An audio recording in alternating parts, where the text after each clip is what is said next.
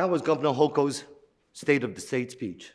And I gotta say, as a father, as the PTA president, as a cop, as your neighbor, as a United States Marine, as an American, as a New Yorker, as a taxpayer, as the guy that you sent to represent you in Albany, there's nothing about that speech that appeals to me.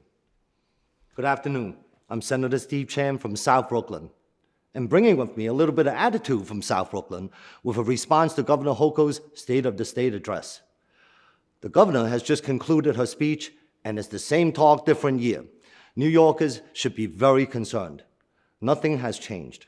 Across the state, families continue to struggle with rising costs, declining public safety, and no clear path to address any problems that we are facing every day. If one thing is clear, it's that New York State does not have leadership. New York is not being led. New York is being controlled. One-party rule has turned Albany into an echo chamber for the most extreme voices from New York City. The governor is not steering the ship. She is being steered by extremist socialists who are promising everything to everyone for free. But who's going to pay for all this? Inside 2 weeks of a new mayorship, the governor has embraced higher taxes, dangerous mandates, and a pro-criminal agenda that should terrify every family in the state. Here we are again at the start of yet another legislative session where the word affordability is the key issue at the forefront of everyone's minds. To address the problem, you have to be realistic about it.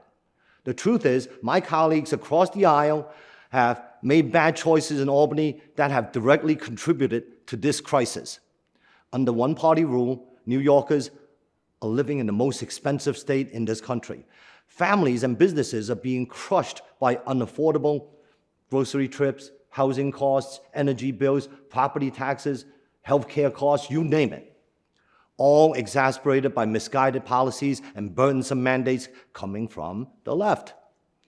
You can blame high energy costs on the 2019 CLCPA, which laid the roadmap for New York State's movement away from the fossil fuels, but it fails to include a plan to pay for this massive overhaul of the infrastructure, resulting in New Yorkers paying 40% more for residential electricity than our neighbors in Pennsylvania. That's crazy. In 2020, my then 10-year-old daughter, Elizabeth, hi Elsie, doing a science project on the Indian Point nuclear power plant 6 years ago, saw all this coming. Imagine that, a 10-year-old. The governor and Democrats continue to double down more on bad policies without care about the dangers that exist. Here's another example. Putting battery storage units in our neighborhoods, by our bedrooms, in our backyards. These are units that have been known to catch fire and burn for days. You know what's scary? Last month, Warwick, New York, in Orange County, one of these battery storage facilities was on fire for 2 days. And it's not the first time that this location caught fire. My Senate bill, S-7710, that would prohibit the construction of these storage systems within 500 feet of schools or dwellings and protect our communities from these ticking time bombs. Can we try to pass this bill? My colleagues and I in the Senate Republican Conference support renewable energy as a part of New York State's energy future. There is a practical and logical course of action to go about implementing this vision. Let me digress for a second. Let's talk about public safety. The Democrats' pro-criminal policies have led to the deterioration of public safety in our communities. Bail reform, discovery changes, clean slate parole changes, resulting in more violent and dangerous individuals back on our streets. As a police sergeant, I saw that coming, and I saw what happens when leaders tie the hands of law enforcement. Criminals become emboldened. That's exactly what Albany has done. This is not a crime wave. This is a wave of bad policies. Let the cops do their jobs. Look around. Crime is rampant. In our subways, we have seen countless attacks. Elderlies pushed onto the tracks, and even people lit on fire. And we should lock up the thief, guys, not the toothpaste. The only words for all this is madness, anarchy, In fact, isn't congestion pricing supposed to force all the drivers off the roads and onto the public transit? The same public transit system that sees these attacks every day, all the time.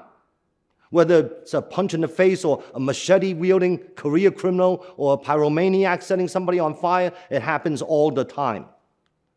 Finally, New York City's Marxist new mayor promised free buses. Did he not? Yes, he did. Instead, what do we see? Fares increase across the board while safety continues to plummet. It's bad and it's going to get worse. Common sense would tell you programs that collect the billions of dollars should have some fiscal oversight, right? Fiscal responsibility? Not in Albany, because transparency is the enemy of the one-party rule. How can Albany ask New Yorkers to continue to trust the government under this ideology that has proven to not work and is not sustainable? It's time for the governor to prioritize the future of all New Yorkers, whom she is sworn to protect, instead of playing politics with her position to avoid a primary challenge from the dangerous socialists. New Yorkers deserve a government that works for them, not against them. A government that protects families, not criminals. A government that makes life affordable and not impossible. As a Marine, I fought for this country. As a cop, I fought for my community. As a PTA president, I fought for our schools. As a father, I fought for my children's safety and future. As a small business owner, as a property owner, I know the red tape and the hardships. As a working guy, I know how hard it is for all the New Yorkers. And in Albany, I will fight every single day to stop New York from collapsing under radical, reckless leadership. On behalf of the Republicans in the New York State Senate, I promise you this: we will not sit back. We will not be quiet. We will be the firewall between your family and the extremism destroying New York. New Yorkers deserve safety, affordability, and accountability. We deserve a government with a backbone. We won't stop fighting for you. I want to thank you for joining me. And as Chinese New Year approaches, I am Chinese American, and very proud of it. I wish everyone a happy and healthy New Year. 恭喜發財，身體健康. God bless America. I'm Steve Chan. Have a great day.